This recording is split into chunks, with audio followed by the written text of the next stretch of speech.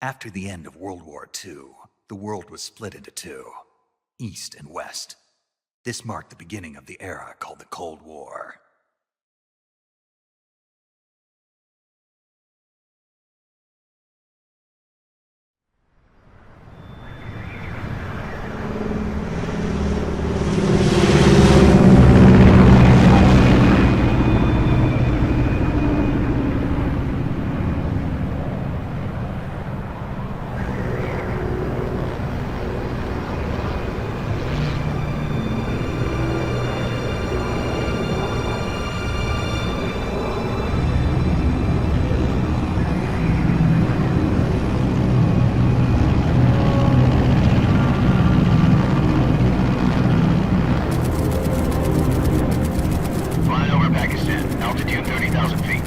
Approaching Soviet airspace. 20 minutes to drop off. Commencing internal depressurization. Equipment check. Arm main parachute. All right. You ready to go? Drop zone still showing a high pressure mass. Cav okay. Good. We've got high visibility.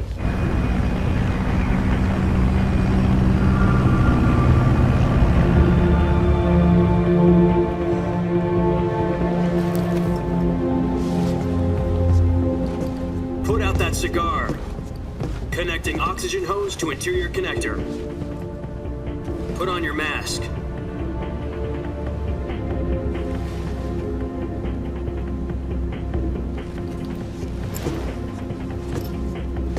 Does this pantywaist know what he's doing? Approaching release point. 10 minutes to drop off. Hey, are you deaf? He said put out the cigar and put on your mask.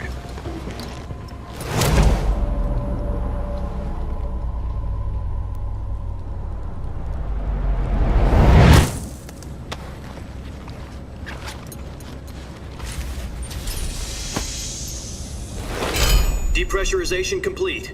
Checking oxygen supply. 6 minutes to drop off. Opening rear hatch.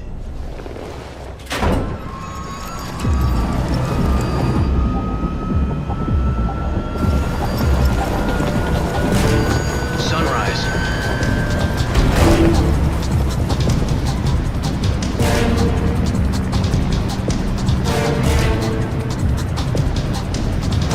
External temperature minus 46 degrees Celsius.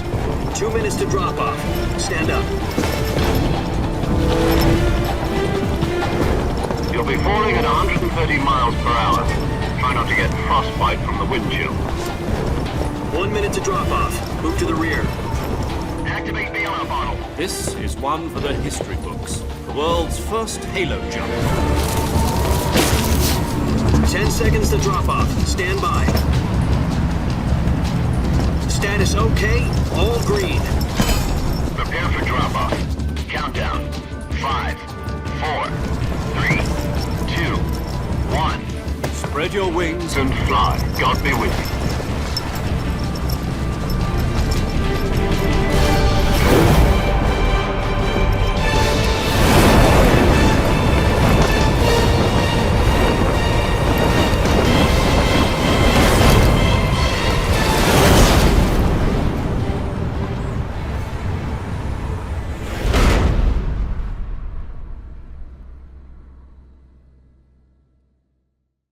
Jack, I've got some important news.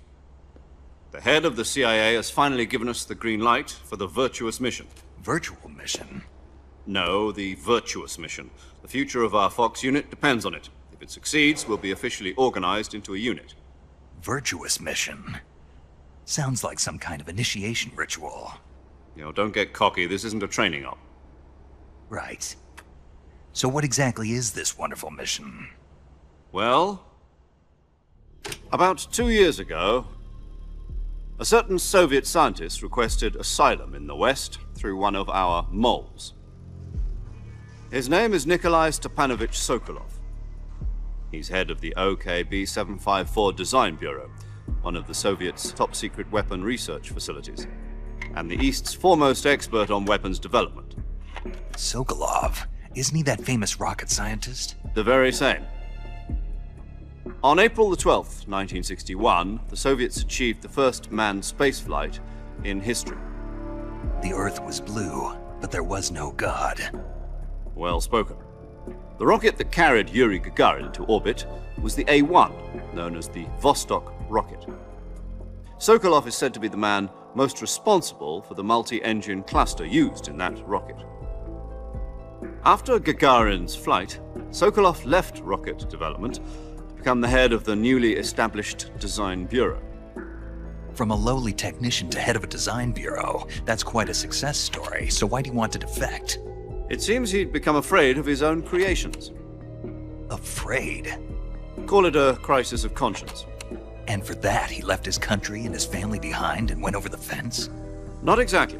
One of his conditions was that his family was also to be taken safely to the west. We used a mole to get the family out first and succeeded in sneaking Sokolov over the Berlin Wall shortly afterwards. I was the one who conducted the operation. The security on the eastern side was still full of holes back then. Then what? We got Sokolov over in one piece, but the whole ordeal had left him exhausted, and we checked him into a hospital in West Berlin. It took him 2 weeks and more than 600 miles to get from the research facility in the Soviet Union to Berlin. He was in no condition to say anything coherent. And it was only a week later that we had something much bigger on our hands. The Cuban Missile Crisis. October the 16th, 1962, President Kennedy received word that the Soviets were in the process of deploying intermediate-range ballistic missiles in Cuba. The President demanded that the Soviets dismantle and remove the missiles. At the same time, he announced a naval blockade to prevent further missile shipments from reaching Cuba. But the Soviets didn't back down, instead placing their armed forces on secondary alert. Soviet transport ships carrying missiles continued on course towards Cuba. US and Soviet forces went on alert for an all-out nuclear war. Frantic negotiations were conducted through the UN's Emergency Security Council and unofficial channels to end the hair-trigger standoff. Finally, on October the 28th, the Soviet Union agreed to remove its missiles from Cuba, and so the world avoided a nuclear holocaust. But in order to get the Soviets to pull their missiles out, we had to make a deal. You mean the one where the US agreed to remove its IRBMs from Turkey? No. The Jupiter IRBMs deployed in Turkey were obsolete, and we were going to get rid of them anyway. They had no strategic value whatsoever to either the US or the Russians. The Turkey deal was a ruse, a cover story that was fed to the other intelligence agencies around the world. So what did the Russians really want? Sokolov. They wanted us to return Sokolov. You mean the Soviets pulled out of Cuba just to get their hands on Sokolov? That's right. What the hell was he working on? At the time, we had no idea. We were running out of time. It was either give up Sokolov or risk full-scale nuclear war. In the end, we had no choice. President Kennedy gave in to Khrushchev's demand. The next day, I got Sokolov out of the hospital, handing him over to agents on the eastern side. Sokolov kept on screaming, "Save me," until he disappeared from my sight. Then a month ago, we received some new information from one of our moles. About Sokolov? Yes. He was taken back to the research facility and forced to continue working on the weapon in question under KGB supervision. What's more, it's on the verge of completion. So what kind of weapon is it? Something to do with space rockets? No, missiles. Same technology. I guess you're...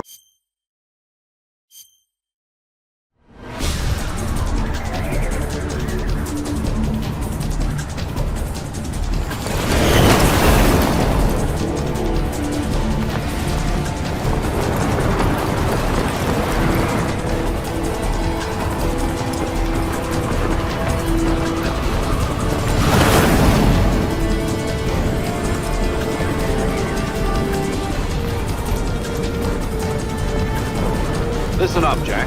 Your mission is to infiltrate Selino-Yarsk in the Soviet mountains, ensure the safety of Sokolov, and bring him back to the west.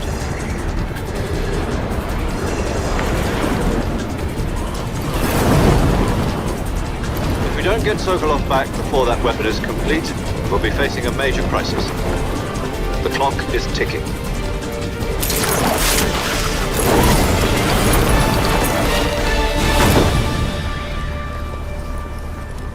Once we've confirmed the rescue of Sokolov, stand by at the recovery point. A recovery balloon will be dropped at that point. Helium will be pumped into the balloon to inflate it. The process takes about 20 minutes. Once it's complete, the gunship's arm will latch onto the balloon and pull it up. The Fulton surface-to-air recovery system. I'm familiar with the theory. Take it easy. It's been combat proven. Do you think Sokolov is up to it? The shock will be less than during a parachute jump, and the arm can handle up to 500 pounds. So you're planning on going over the border in a single combat Talon? She's equipped with two 6-barrel 20mm Vulcan cannons, as well as two 40mm machine guns. Sounds like she could hold her own against a battalion of tanks. Even with the fuel in the reserve tank, we're facing a 4-hour time limit. If all goes well, it shouldn't take more than a few hours. Home in time for dinner. But if anything goes wrong, you'll be eating dinner, breakfast, and all the rest of your meals in the jungle.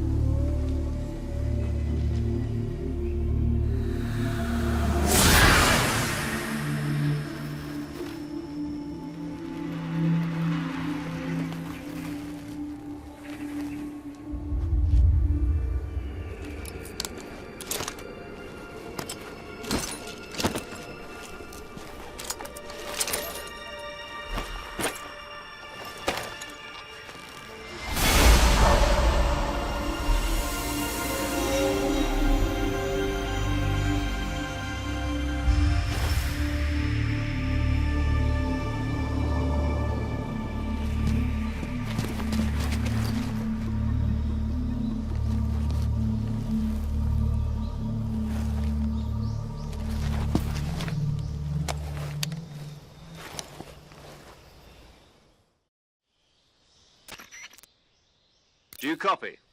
You're already in enemy territory, and somebody might be listening in. From here on...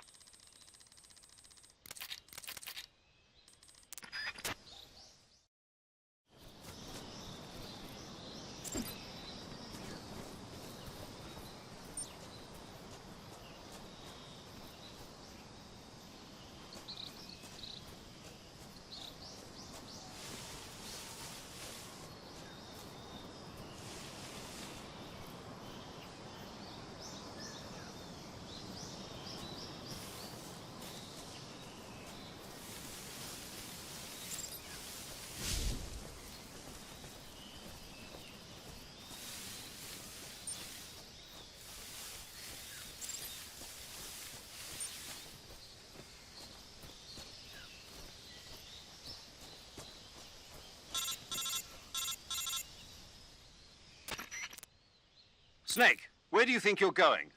You can't expect to proceed with the mission without any weapons or...